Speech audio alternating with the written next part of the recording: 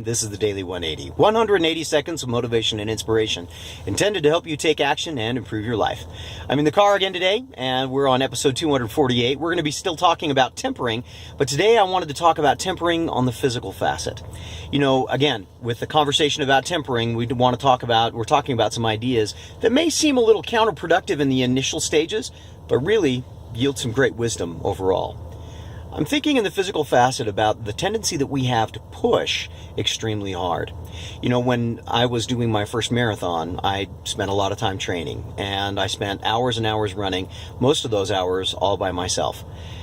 In fact, my plan was to run up to a running program that took me about 8 weeks to accomplish, with the final big run 6 weeks into the training program, 2 weeks away from the actual marathon itself, running 20 miles. And it was a push. It was an extreme push, and on that day that I ran 20, I actually ran 21. I was exhausted by the time it was over. When I went to the marathon, though, I chose a different kind of an approach. When I ran the marathon, I decided that what I would do is I would run for a certain period of time, and then I would walk, I would rest my muscles, and take it a little bit easier for part of the time. And I did that on a very planned basis. I'd taken all the information that I gained from myself, from my runs on my long runs and my short runs from earlier in my training process, and decided that that was going to be the best way for me to be able to accomplish my marathon. Wouldn't you know it? It worked perfect.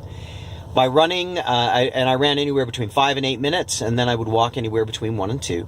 And by doing that over and over and over again, I got to the end of the marathon, and I still had energy, and my muscles were really still cooperating with me. Now, I know that doesn't necessarily work for everybody, and there are a lot of people that are going to say, you know, if you're a runner, you should just run the whole marathon and get it over with as quickly as you can. That might be true for a person who can run a 6 or a 7 minute mile. But my miles are much slower, and my body's much heavier, and I'm not really made as a runner. And so I needed to take those breaks in order to make sure that I wasn't stressing my muscles, my body, beyond its ability to recover. The idea of tempering is to take some wisdom from the idea of doing some things that may seem counterproductive, that give us resilience overall. And in the area of physical endurance, of physical activity, we have to remember, it's good to push, but we have to push smart. My name is Todd Wente. If this has been useful for you, use it. If not, flush it. No big deal.